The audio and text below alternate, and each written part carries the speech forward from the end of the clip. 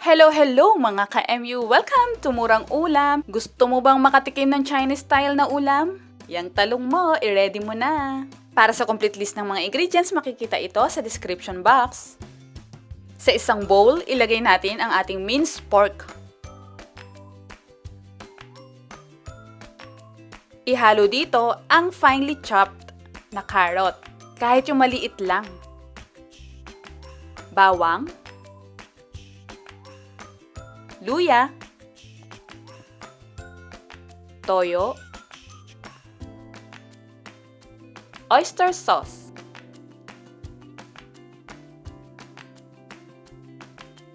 asukal, paminta. Haluin itong mabuti. Mga ka-MU, anong talong recipe na ang nailuto ninyo mula dito sa Murang Ulam channel natin? Please comment below! Set aside natin to para mamaya. Next, ang ating talong. Maghiwa tayo ng manipis. Yan. Ito ay para tumayo. Para hindi gumulong. At maglagay tayo ng chopsticks o kahit anong sticks sa magkabilang side. Hiwain natin to ng maninipis. Ang sticks ang magkokontrol para hindi dumiretso ang paghiwa natin hanggang dulo. Mag-count tayo ng 4 na slices at hiwain ito.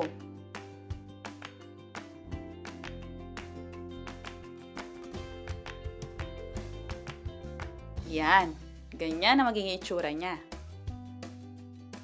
Ngayon, palamanan na natin ito ng ating minced pork mixture.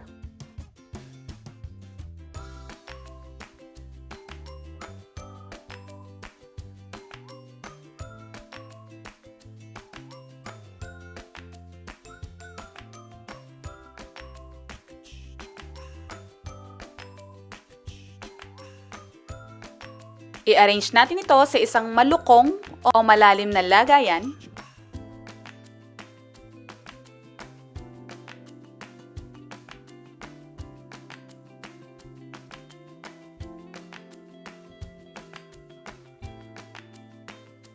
Steam natin for 10 to 15 minutes sa medium fire setting.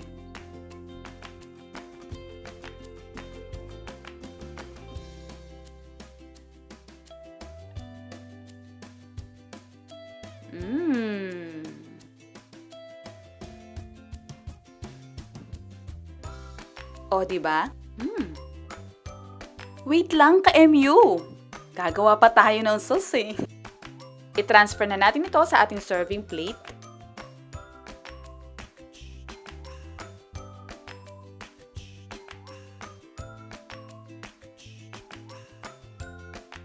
At itong liquid, ito ay gagamitin natin para sa sauce. Sa ating pan, ilagay ang ilagay ang liquid, lagyan ng oyster sauce, asukal,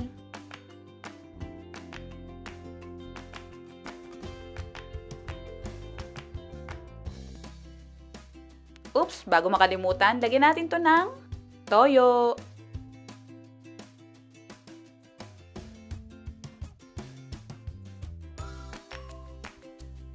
pakuluan natin to saglit.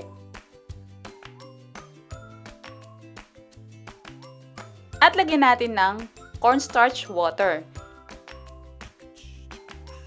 Kayo na pong bahala sa lapot na gusto ninyo para sa sauce ninyo.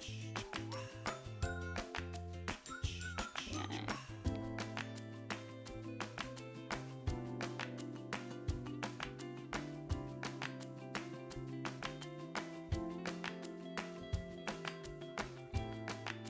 Ibuhos na natin.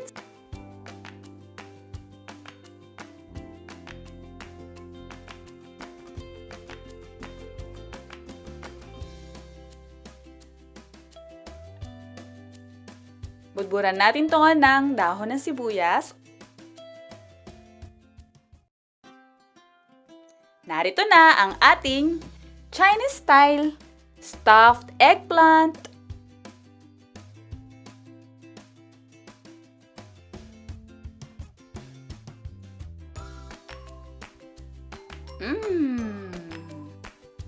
tikman natin.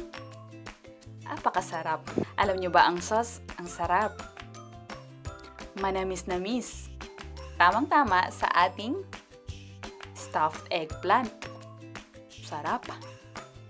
Please don't forget to follow Murang Ulam sa ating mga social media accounts. Meron tayong YouTube, Instagram, Facebook page at Facebook group.